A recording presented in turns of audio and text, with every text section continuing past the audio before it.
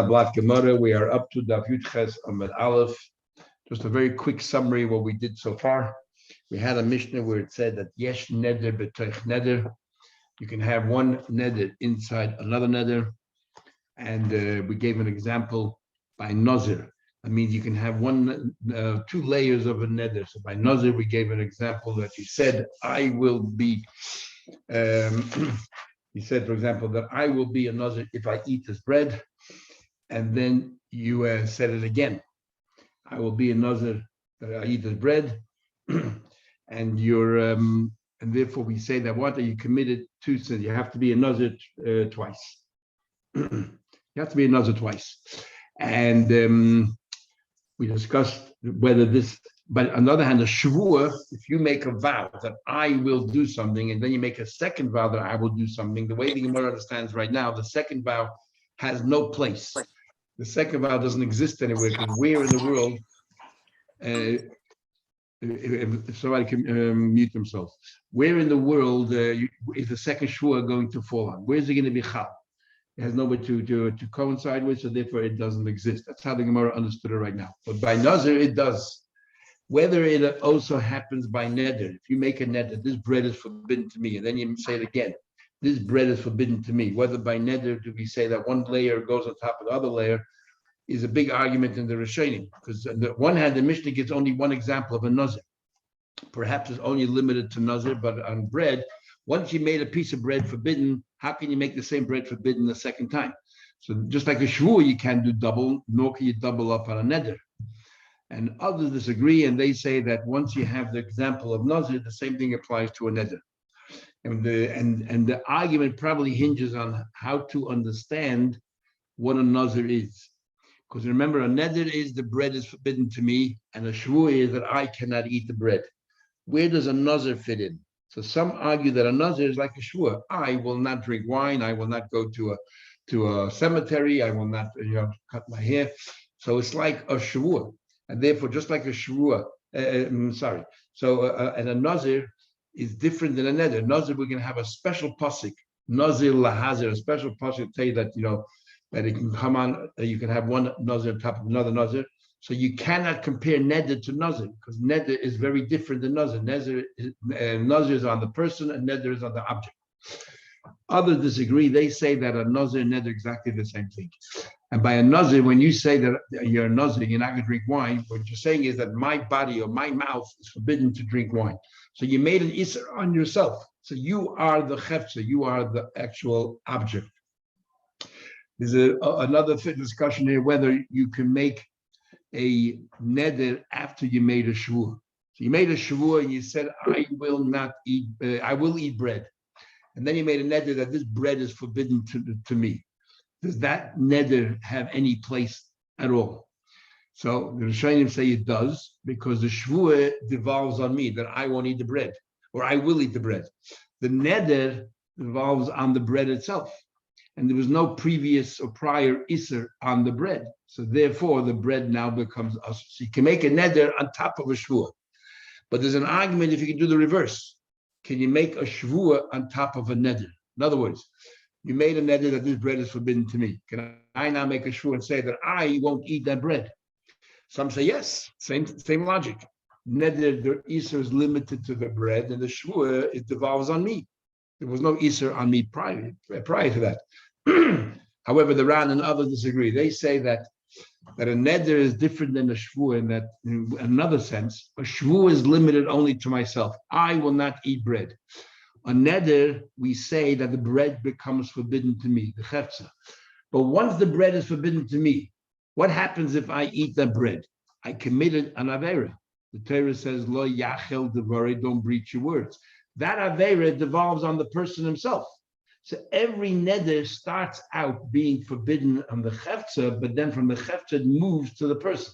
It moves to the Gavra. So therefore, once you made a Neder that the bread is forbidden to me, that Isser extends to myself. So if I make a Shvuah now, there's nowhere for the Shvuah to go. Okay, so we had an argument in Gemara between Shmuel and Rav Huna. According to Rav Huna, if you said, I'll be a Nazir today, and then you said 5 minutes later, I'll be a Nazir today, the second Nazir doesn't count.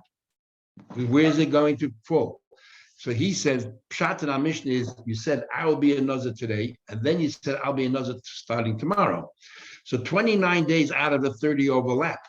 But the second Naziris you made, the 30th day of the second Naziris is the 31st day of the first, which means that day you're a Nazir only because of your second Naziris. So at least for one day, your second vow took effect.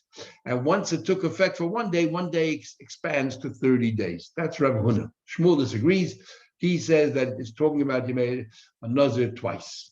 You made a Nazir twice. What's the logic of Shmuel? We'll see right now. So we're up to Daf Yud Ches Amar Aleph, 4 lines from the top of the page. Masiv Rav Hamnuna asked a question. We had previously in the Gemara, we had a whole discussion in the Gemara. Where do you learn out the concept of yadis? How do you know that if you make an incomplete sentence when it comes to a neder, it takes effect? So we learned from the pasuk where it says Isha kiyafli lin the neder nazir lahazer Hashem. It says in the pasuk nazir lahazer.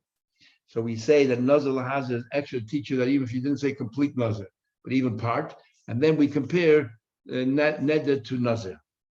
And then there's another opinion that says, no, we learn that from somewhere else, where everything comes out of your mouth that has even incomplete sentences.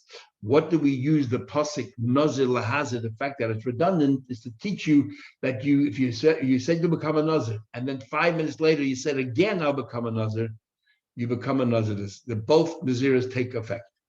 That's what the Brisa says. So we continue as follows. Nazir lahazer mekaf mila now. Shanazir chol nazir is that one nazir falls, it goes on top of another nazir. Sheyachol, because I would have thought in logic it shouldn't work that way. Why? But like dinu, in logic it's the other way around. Uma shvua. Take for example a shvua vow. Chamura, which is very stringent. Now, why is a shvua very stringent? We'll see in the Gemara later. Yet ain't shvua chalal shvua. If you said I won't eat bread, and then you said I won't eat bread, the second shvua is not chal. In fact, according to many Rishonim, according to Ritva and others, you will get lashes for the second shvua because you made a shvua in vain.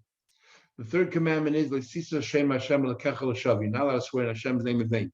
When you made a shvua, I won't eat bread, and then you made a second shvua, I won't eat bread. That second shvua is in vain because you already made one shvua, and it's not adding anything. So therefore, you'll get lashes for your second shvua because the second shvua is meaningless. So surely Nazidus, which is Kala, Nazidus, which is far more lenient, like Kolshkin, surely that the second Nazirus, if you said I'll be a Nazir today, and then 5 minutes later you said I'll be a Nazir today, the second Nazirus should not take effect. That's what you would think.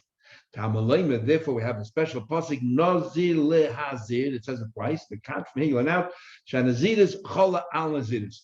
That if you became a Nazir, you said I'll be a Nazir, you said it again, you become a Nazir the second time as well. Says the Gemara, Hey Chidami. The Gemara asks the question, Hey Chidami, what exactly let's now analyze the case. Does the Brisa follow Shmuel or does the Brisa follow Rav Huna? Because the obvious question is going to follow. If you follow Rav Huna, what did Rav Huna say? Huna said, you said, I'll be a Nazir today. And then you said, I'll be a Nazir tomorrow.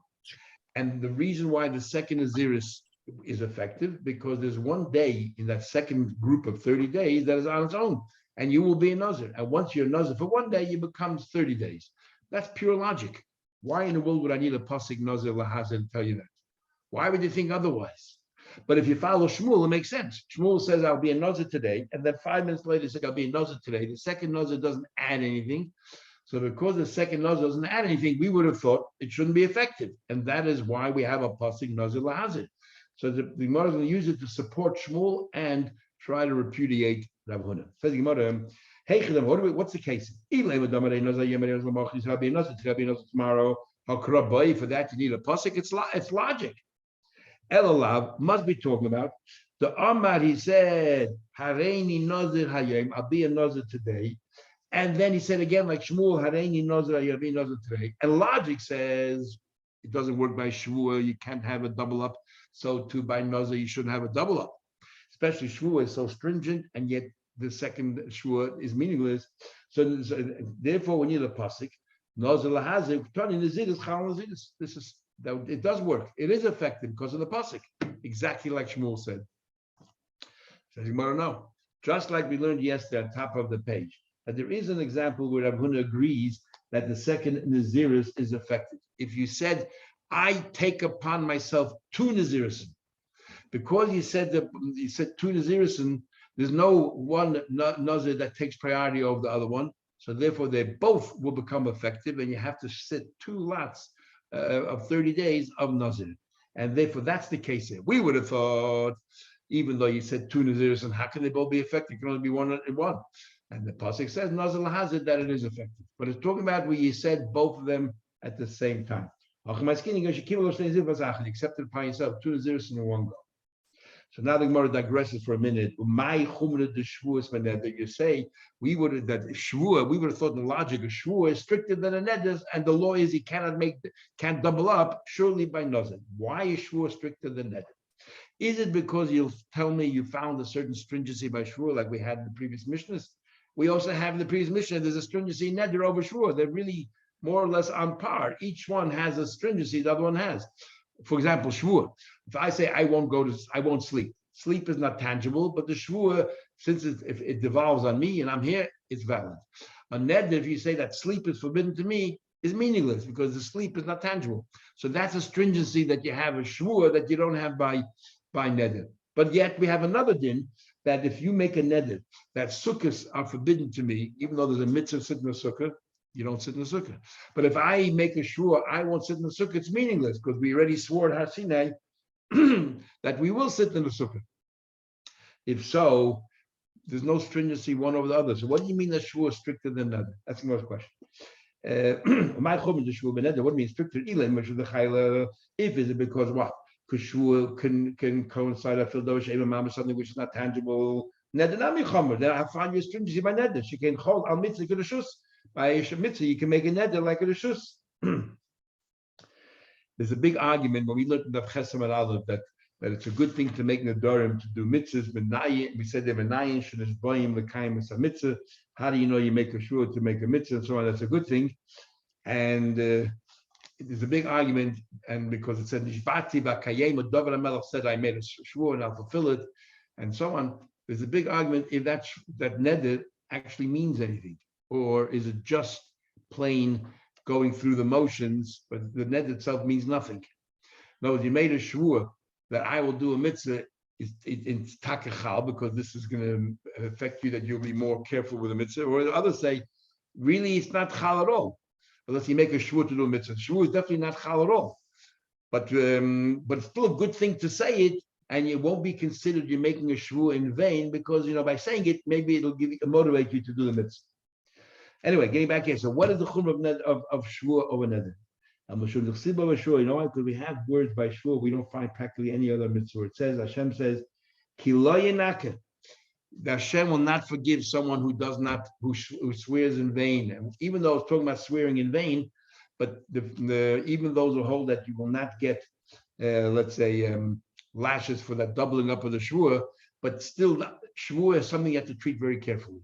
In fact, the Gemara Shvur is to learn that the entire world trembled when the third commandment was issued. They all trembled because of the fact that it says Lo Yinaka, Hashem will not forgive. Anyhow, then the Mishnah said the way we learn till now is if you double up on the shvur, the second shvur has no meaning. Says the Gemara, the expression is you're not liable but only for one. Amar Rava says Rava initial al harishonim. Rava comes along and says, not the way you thought. Don't think the second shvur it doesn't exist. It exists. So if you go to a yachid mumcha, you go to three people and you say, look, I want to be mata neder. When you're mata neder, what you're doing is you're uprooting the neder from its very existence, as if it never happened. Says Rava, big chiddush. That second shvur that was non-existent comes now into play, it comes into effect, and if you don't abide by it, you will receive lashes for the second shvur. The second shvur comes in. How do we know that? That's a big chiddush. We thought that the second shvur is not. How do I know? It doesn't say in the Mishnah, there's only one shvur here. It says you're not liable, but only for one shvur. Sounds like the other shvur is still somewhere in the background. It said you're not liable but only for one, as if to say the other shvur is in the background, but you're only liable for one if you breach What does it mean? The vachu the less there's nowhere for, there's no space for it. But when you go and you undermine the first one, you annul the first neder, the second one will come down. That's version number one. Lishnach in version number two, chiyuv the leka, there's no liability, hashvua ikar. But there is a shvua. What's the difference between these two? And what's in what respect? Look at the Rava. In what way is there a shvua? The Rava says, Nishal Hashoina also Lashnia Tachtela. If you're annul the first neder, the second one comes about. What's the difference in the first lashon and the second lashon? Apart from the fact that it's not the Rava who actually says it, the Gemara says it, and then we use Rava to support it. But actually, it's a little bit different. There's an interesting chakira. When we say you made shavua and then you doubled up, that's shavua number B, the doubling up. How do we understand it? There's two ways of understanding it. One way of understanding it is that it's in the cloud. Like everything we do now in the computer is in the cloud. It's in the cloud. It's there. It's just waiting to find the right laptop to come into, the right computer to come into. It's there in the cloud, but there's nowhere else. So it's there. And then if you go ahead and you remove the first shvua, the second shvua comes down. That's one way of looking at it. The other way of looking at it is there's no second shvua. The shvua is not there. It's gone. But when you went to when you went to annul your neder, how do we annul a neder? We said that it never happened in the first place. Well, if the first neder never happened in the first place, then the second neder that we made disappear comes right back. Because the only reason why we made it disappear is because there was nothing, there was nowhere for it to go. But now that there's somewhere to go, it comes right back. It comes back to life. And what's the nafka mina between these two approaches? What happens if it does the other way around? What happens instead of annulling the first vow, he goes to three people and says, I want to annul my second vow. Is it annulled or not? If you learn that the second vow is there, just in the cloud, just it has nowhere yet to land, then you could annul the second vow because it's still there somewhere. I can annul it. But if you learn the second vow disappeared, it's not there at all. It only comes back to life when the first vow is annulled, then you cannot annul the second vow while the first vow is still in existence because the second vow is not there at all. Now, even what happens now, you made two vows. Let's say the fact is you did not annul your first vow. Do you get malchus for the second vow because it's a vow in vain? It's in vain. What do you make a second vow for? If you annul the first vow, that's no longer in vain. But right now, you did not annul the first vow. You get lashes for making a vow in vain. The Ritva and others hold, yes, Shavua Shav, you made a vow in vain. But others say no. It's a brilliant thing when they say no. Others say there's no lashes. And this is what they say. They say, when you made the first vow, you said, I won't eat the bread. So now what you did was you gave yourself a mitzvah that I now have a mitzvah to make sure I don't eat the bread. Because if I eat the bread, I'll be doing an aver. So now that I have a mitzvah not to eat the bread, when I made the second vow, and the second vow was, I won't eat the bread, the second vow was to support my mitzvah. And we learned in Davches, you're allowed to make vows to support mitzvahs. So therefore, there's no lashes for the second vow because it's actually supporting the mitzvah that I said that I won't eat any bread. Others say the reason why you don't get lashes is because maybe it's not in vain, because maybe you will annul the first vow.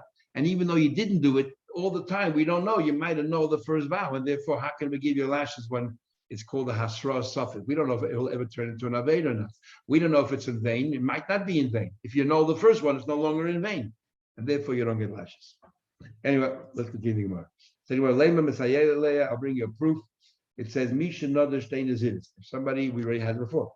If somebody approved to Rava, if somebody made two Naziris, Umanas and Shana, he counted the first 30 days, he finished carbon, he set aside a carbon, Benishal, and then he decided to undermine the first one and know the first Naziris. Also, the second Naziris takes over the first Naziris. And this Gemara here follows Rav Huna, because otherwise we'll say, if you follow Shmuel, Naziris is different. So Gemara says, even Rav Huna will say, going to kibul olav shtei nazir levasacha. That doesn't prove anything. There you are mekabel two naziris in one go, and therefore they're chal. But if it's a case of two shvuas, maybe Rav is wrong. Maybe the second shvua disappears. But Allah is like Rav; it doesn't disappear completely. It's in the cloud, or it's waiting to come back out. Mishnah. If somebody makes a neder, you can interpret it two ways, either in a stringent way or in a lenient way. and he himself says, I had nothing in mind, I just said these words, then we should generally be machmer. But if he specifies or explains himself, what I meant was this, the lenient way, therefore there's no neder, then we are lenient. I will give you now 4 examples. Ketzan, example number 1. For example, Omar, he said, Harei alai kibasam, this piece of meat over here should be like salted meat. Those words, salted meat. Or kiyayin esech, like wine libations. Now, there's 2 possibilities. Did he mean salted meat like a carbon has to be salted and wine libations is a carbon? In other words, it's a typical case of a neder where you're comparing the bread or the meat on the table to an animal that a carbon. That's called davar hanodur, and it's a valid neder. You are not allowed to eat the bread anymore. Or did he mean avodah zarah? Because avodah zarah also they would serve salted meat and they would use yayin esech. In fact, yayin esech is generally the term we use for avodah zarah. And if he meant avodah zarah, it's a davar ha'asr. You cannot say I'm comparing this piece of bread or this piece of meat to avodah zarah, because you cannot transfer the isur of avodah zarah to the avodah zarah as an isur that Hashem levied on this meat and this wine. So we don't know which one he meant. So im b'shel shlamim nodar, if he meant the shlamim, then obviously it's a neder and he's not allowed to eat the bread or whatever the food is. And im b'shel chavim nodar, but if he vowed in avodah chavim, then mutter. But v'im stam, he just said the words and he didn't have anything particular in mind. Then usher, we are a machmer, will say that you meant the carbon, and therefore the bread now is forbidden because it's compared to a carbon. That's example number 1. Example number 2 is a thing called chayrim. There are 2 kinds of chayrims. Chayrim means to consecrate. There was one chayrim where they consecrated and gave it to the maintenance of the Beis HaMikdash. And therefore, that's something that people donated. It's a davar hanodur, and once it's consecrated, it's sacred, it is holy. And therefore, if you compare a piece of food, an item of food to that, it's a davar hanodur, and it becomes a valid neder, you're not allowed to eat it. However, if you said, like the chayrim of koyanim, if you said like the chayrim of koyanim, they also used to give, I guess, gifts, consecrate to koyanim, and as long as it didn't reach the kohen's hands, no one's allowed to use it. It's called mi'ilah. But the moment it arrives at the kohen's hands, it's mutter. Anybody can have it. There's no longer any kedusha in it. So if you're going to compare a piece of meat here to chayrim of kohenim, which is permitted to the kohenim, then what are you doing? You're transferring something which is permitted to something else that's permitted. So there's no neder here. There's nothing else. Now, what happened? You just said the word chayrim. We don't know which chayrim you mean. So we said as follows. Like a chayrim, im kechayrim shel shamayim. If you meant like the consecration of the Bedek HaBayis, maintenance of the Beis HaMikdash, and also. But if it's like you're saying that the gifts we give to Kohenim, then mutter. You didn't specify, then it's us. That's case number 2. Case number 3. Harei like a maisa. You says like maisa. Now, there are 2 kinds of maisa. There's maisa behema and there's maisa goyim. Maisa behema is when you have, your flock and you could be put them, in the pen, you put them through the front gate and you count 9 and number 10, you mark it with your stick over there and some dye, and that becomes your maisa. That becomes, a maisa is a davar hanodur. All the animals are permitted, but I then, count the 9 and number 10 becomes maisa behema. So that's a davar hanodur for ice, and that has to be brought to the Beis HaMikdash as a carbon shlamim. So if I compare a piece of bread to maisa behema, then obviously it's a neder, proper neder, it's awesome. But if I compare it to maisa goyim, if I say that this bread or whatever it is, this food should be like the maisa of my crop, that's a whole different story. Maisa, like we learned before, truma, I'm learning again now, is considered a davar ha'asr, not a davar hanodur. What's the logic in that? Don't I have to choose 10% of my field and give it to the Levi? Isn't that a davar hanodur? We say no, for a few reasons. Reason number 1, like Taisa says before in the Rush, the reason is, you know why? Prior to me giving Meiser or Truma, something applies to both. Prior to me giving Meiser and Truma, what is the status of the entire crop? I can't eat from any of it because it is called Tevel. Tevel means toiv loy, it's not good. I cannot eat from any of it. So when I gave Meiser, or when I set aside Truma, what am I actually doing? Am I prohibiting or am I permitting? What I'm doing is I am permitting now the rest of the field to me. I'm permitting now the Truma to the Kohen. I'm permitting now the Maisa to the Levi. So in fact, my act is an act of permitting, not an act of forbidding. So when I'm making a neder and I'm saying, I want this to be like Maisa, what do you do? You want this to be permitted like Maisa permits. Very good. So therefore it's mutter. There's no neder. That's how someone. The Ran learns because you have no control. A neder is I have control who can and who cannot. When it comes to truma, I set aside truma. I have no control to say who can eat the truma. Can the Torah says only a kohen can eat truma. So therefore, a mice have to give to Levi because I have no control who it's permitted to and who it's forbidden to. Therefore, it's no longer in the realm of a neder; it's the realm of Hashem's Torah of an Isser. So I cannot compare something to truma mice. So when I say the word mice, we don't know which one you mean. Mice behema, which is davar hanodar, or is it like mice if you feel davar ha'asr? So we say as follows. Like a mice, imke mice behema nodar us. If he says like mice behema us, you shall guide him, but like the crop mutter. The im sasam us. But if he said stam, we're going to be stricter and say it's us. Next, same thing truma. Like a truma. There's two kinds of truma. The word truma can be used. We had already a few times. They had this chamber, the lishcha, and then they would take out from the chamber coins. It's called truma salishcha. And this is all donated by people, so therefore it's a davar hanodar. So, but it's also truma in the field, which is davar asa. So it's like a truma, inke truma salishcha, a truma in the chamber, nodar asa. If it's in the crop, mut is permitted. The im stam, if it's stam, it explains himself, also forbidden. Divrei rameh, these words are rameh. Rabbi Yehuda says it depends. It's very local, and it depends when you say certain words what you mean. So, for example, Yehuda, the region of Yehuda, lived near the Beis Hamikdash. So, therefore, they were familiar with most Kohanim lived in the region of Yerushalayim, because that's where they worked. So, therefore, they lived in the area of Yehuda. Not too many Kohanim lived in the area of Galil, north. So, too, the Bedek Habayis was not something that sorry. Rabbi Yehuda says, let's talk about that. Rabbi Yehuda says, Stam Truma be Yehuda Asura. When they said the word Truma in Yehuda, it is forbidden because definitely what they meant was Bedek Habayis. They meant because the Beis Hamikdash is right there. People constantly donated the Beis Hamikdash. They live with it. And therefore, when they say Truma, they mean Bedek Habayis. And therefore, it's a proper neder and it's awesome. But the Galil, if they were northern Israel, and they said the word truma, they didn't mean bedek habayis. They hardly thought about it. They went to Beis Hamikdash at best 3 times a year. Mutter is permitted because obviously she'ein anshi galil makidin in terms of lishcha. When they say truma, they don't mean truma salishcha. They mean truma. You give to kohanim, and therefore that's not a davar hanodar, davar asa. And we can see from here what happens if in Galil they did know about truma salishcha. Then we would be in doubt. What do they mean with the word truma? And we would take the stricter side and say, you know what? Maybe they meant truma salishcha, it's a neder, and it's forbidden. In other words, if this law here, we can infer stam, if they were makir, if they recognized the Beis Hamikdash, if let's say it was a time in history where they did, then when they said the word truma, it could just as well have been truma salishcha, or it could be both. We don't know which way to go. We'll take the stricter side. Now, why is that important? We'll see in a minute. Then the next line of Mishnah is, when they say the word chedim, it also depends. Stam charam of Yehuda, when they were milling about with kohanim, and they all lived over there, then Torah is permitted because you probably meant chedim of kohanim, which is permitted, so therefore there's nothing there. But the Galil, where they didn't have too many kohanim, when they said the word chedim, there they meant Beis Hamikdash. They didn't recognize chermet kohanim. So what would be if they would recognize chermet kohanim in Galil? Then we would say it could just as well have been chermet kohanim, and we're going to be lenient and say it's not a neder. So we have a contradiction between the previous din and this din. The previous din says stam nedarim were machmir, and this din says stam nedarim mekel.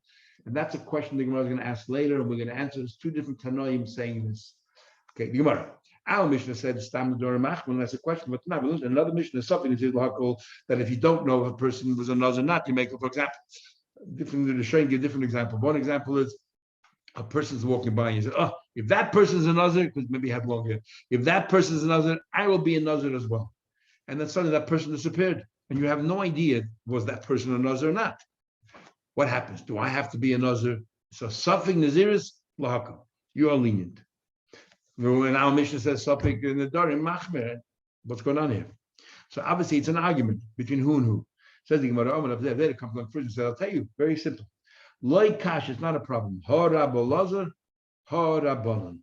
There's a difference between Rabbi Lazar and Rabbanan. Rabbi Lazar is the one who says something naziris l'hakel, and our Mishnah is the Rabbanan, and that goes as follows. The question is going to be when somebody goes ahead and he wants to voluntarily donate something. What about, did he include in the donation things that are doubtful whether they should be included or not? And he says, you know what, even if I'm doubtful, I want to include it. Or no, when he gives a donation, he wants only things which definitely could be part of the donation. So for example, there's an animal called a koi or a chvi. Different people announce different ways. This koi is a big machlekes tanoim what exactly it is. Whether it's a buried b'fnei atzma, a separate creature, whether it's like it's a mix between a goat and a deer, or whether it's a mountain goat. So it's a question whether it's a domesticated animal, a behemoth, or a non-domesticated animal, or a chaya. So what happens if you said, you know what? There's two ways of learning this machlekes. One way they're trying to learn it like this. What if he says, my behemoth, all my behemoths should become kodesh, or he says, all my chayas, my non-domesticated animals become kodesh. The koi, we're not sure, is it a behemoth or is it a chaya? So what happens in this case? When you said, oh, my behemoths, did you also include that which was a suffix, like the koi? Or we say, no. When you said all behemoths, you meant what's 100% of behemoth. Had you said all the behemoths and all the chayas should become sacred, then automatically you include the koi. That's how some Rishonim learn. Other Rishonim learn, even if you said clearly all the behemoths and all the chayas, you only meant animals that you know for sure which category they fall under. The koi, we don't know which category they fall under, they're not included. So we're going to find the machlekes, the Rabbi Lazar and the Chacham. According to Rabbi Lazar, it's not included, and according to Chacham, it is. So what do we see? The Chacham hold that a person takes on himself a voluntary iser or a donation, even though it might be a suffix, it's included. So therefore, they hold by a koi, it becomes hegdish. So by a neder, we don't know which way to go, and you're offering to become, to do something wrong, to do a what do you call it, an iser on yourself. We're going to say that you include even the suffix. You meant that it should go ahead. And according to Rabbi Lazar, we don't. Says the Gemara. The time we learned hamakdish chayas behemta. If you makdish yechaya and yebehem, or according to others yechaya or yebehem, higdish is a koi. The koi is included, even though it's a suffix included. Rabbi Lazar says, well, higdish is a koi. So this is the logic. Man the Tana Kama says that even the koi is included, even though it's only an asset of yours and it's a suffix. Yet I'm going to be machman included in what I said in my vow to consecrate the Lesveka, then Gufi Nami, then surely is Guf also he's going to include. He said, if you include your assets, so to my Guf, if I make a promise to do something, even though it's a suffix about my Guf, I'll do it. But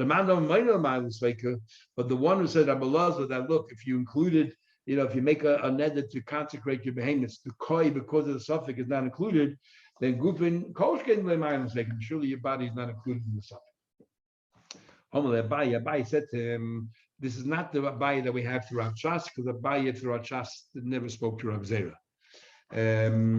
Or if he did, we don't really find him in the Gemara speaking. Rav Zera was a friend of his teacher Rabbah, but we don't really find Abai talking to Rav Zera. So Abai, different Abai. Abai said, I don't understand your comparison between koi and the case of a nazir. The Maya kidness of his Rabbi Lazar, you decided it goes to Rabbi Lazar, aim a safer. Look at the end of this very mission. It says there. Okay, so regarding the koi, we had an argument, and we have another situation. Suffix b'chayris. You have an animal, and there's different ways of how to understand pshat, different Rishonim, different explanations, but more or less like this. You have an animal, and it gave birth, right? So if the din is, if it's a kosher animal, then you have to, domestic animal, you have to, the shoyd or a seh, you have to give, the b'choil has to go to a kohen. The kohen will bring it up as a korban if it has no mum. If it's, let's say, chamar, your donkey, you have to then redeem it with a seh, with a sheep. You give that to a kohen, but that is not holy. So what happens? The animal gave birth, but you don't know if this is the first one or not. Maybe it already miscarried before. So it's a suffix b'choil. Or the animal had twins, and you don't know, a male and a female, you don't know which one came out first. Or there were a couple of animals standing next to each other, and suddenly you found these baby calves, whatever it is, and you don't know which one is the b'chor or not. Regardless, it's a suffix b'chor.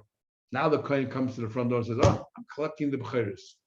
So the Eid says to him, "You prove to me that this animal is a b'chor before you collect." When it comes to money matters, you want to extract money from me, you prove it. So suffix b'choros. Whether it's about a person, the kohen says, "Give me the five slain." Whether it's the firstborn of a behemoth, whether it's a tonic, a donkey, or Torah. How much the Tanya law, and yet we learned over there in that very Mishnah. But since we don't know the status of the animal, asurin b'giz of avoda, you have to treat it maybe like a korban, and you're not allowed to shear it or to do any work with it. So what do we see clearly from here? That if it's a suffix, even though it says here that That what that you want to say that suffix is lahakol, but here we see clearly that a suffix by a b'chor, and you are machmer, So how can you give your explanation that nazir goes with Rabbi Lazar, Ma'aser Koi? Amalei, he said back to him, what are you asking me? You're talking to me about a b'chor. A b'chor is a din in the Torah. Din in the Torah, we say suffix in the Torah, we're always machmer. When it comes to nazir, we're talking about a person's intention, or it comes to a person who wants to be makdish an animal. It's not a question of what the Torah is. The question of what does a person mind, a person's psyche? When they make a donation, do they include also the sveikus or not? That's what I'm saying. When it comes to a person's psyche, Rabbi Lazar says he does not include the sveikus. Chacham say they do. And you're asking me a question of b'chor, which is the din of the Torah, and the din of the Torah is when we don't know if it's a b'chor or not. Suffix mat Torah, you have to be machmer. So he says, "I might come down kedusha bo me le kedusha bo me de adam." That's not an issue. Eli kasha kasha. Go a little further because in Mizrahi today we did the next little part. Eli kasha hokasha. If you have a question, the following question is a question. In the same mission, we find as follows: we know there's a law of tumah. Something contacts something that's tumah, it contracts tumah, and then it generates tumah. Liquids are an exception. Liquid, from the Torah's perspective, definitely cannot generate tumah to other items. But whether liquid can be makabel tumah, a recipient of tumah, is a big argument between Rav and Shmuel. According to in the end of Pasha Shmini, where it says over there that the mashke that you drink and so on, according to Shmuel, that means that mashke can be makabel tumah, can become tumah. So from the Torah, mashke can become tumah, but it cannot generate tumah. According to Rav, no, there's no such thing as mashke and tumah. It doesn't exist. And the Torah is talking about the liquid that prepares the food, makes it receptive to tumah. It's called machshir. That liquid you have to have something food has to become wet, or fruits have to, or vegetables become wet before they can be makabel tumah. But liquid on its own, in itself, cannot become tumah. The whole tumah of liquid is midrabanan. And what's the difference? Because if something is tumah from the Torah and it's doubtful whether it's tumah or not, will be machmer. If something is questionable whether it's tumah midrabanan, will be mekel. So what's the following situation? Sofin mashkin litame, you have a question of whether this liquid. You had a loaf of bread which is tame. It's a question of whether it came in contact with particular liquid or not. Something that became tame. Tame. We're strict. We say that the liquid becomes tame. But litame achedim, you had a stick that was wet at the end, and it might have touched a few loaves of bread. You don't know which ones. So something where the liquid generated tumah to other bread, tar is tar. Because the suffix rabbanon, we are lenient. Divid ameir. The chein hoy Rabbi Lazar said the same thing. So what's the problem? The problem is, let's continue. Rabbi Lazar holds that it itself becomes tamei, is tamim, and the reason is because it's from the Torah, and therefore we are machmer. It can't be because Rabbi Lazar clearly holds that there's no such thing as tumah from the Torah. So what does that have to do with anything? We'll see in a minute. But Tanya, first of all, how do we know Rabbi Lazar holds there's no tumah from the Torah by liquids? Could be learned. Rabbi Lazar ain't tumah mashkin kol liquid. There's no tumah at all. I'll prove it to you. Because Yaisi ben Yezer came along and said that they made a declaration that in the Beis Hamikdash, with a lot of liquids, the blood and water, they should wash it. There should be no laws of tumah mashkin in the Beis Hamikdash because it will cause too many problems, and we don't want to have tumah in the Beis Hamikdash. Now, how do the rabbis have the right to cancel tumah of liquids in the Beis Hamikdash? There's only one possibility, that the entire tumah of mashkin is only midrabanan. So they said we'll suspend it in the Beis Hamikdash. Because if mashkin is tamei from the Torah, how can the Chacham come along and say, but you know what? We're going to cancel it. You can't do that. So obviously, mashkin is only midrabanan. So notice obviously that Rabbi Lazar holds that mashkin is only midrabanan. What does that have to do with what we're talking about? We'll see in a minute. He first testified about a particular kind of locust called ayil kamsa. That's it's kosher. You don't eat it. Mashkin based b'chaya, and you also about the liquids in the base of migdash. It's tired. It's not. It's no problem. Now, if you follow Shmuel's view that says that liquid cannot be in the base of Midrash, cannot generate tumah. But it itself does become tameh because tumah is from the Torah. Therefore, the Rabbana can't suspend that and shop it. No problem. Rabbi Lazar says if the suffix, if water became tameh, we're machmer because it's tumah from the Torah. But Rabbi comes along and says no, completely tired because there's no such thing as tumah by mashkin. What do you tell me then? What do you? The question is very simple. Since he does not believe that mashkin can be tamei from the Torah, and yet what does Rabbi Lazar tell us? That if it's a suffix, if the liquid became tamei, we're going to be machmer. So if Rabbi Lazar holds that a suffix derabanan, we're going to be machmer, What do you think he would hold when it comes to a suffix of Naziris? That's a suffix in the Torah. Surely it should be machmir. True, I'm the one who said the words, but the fact is, if it's a suffix in the Torah, a suffix rabbanan, he's machmir. What do you think of hold by a suffix in the Torah? Surely you should be machmir. So how can you tell me Rabbi Elazar is the author of this mission that says that suffix Naziris lahakam? And tomorrow you'll continue with your other answers in the Gemara.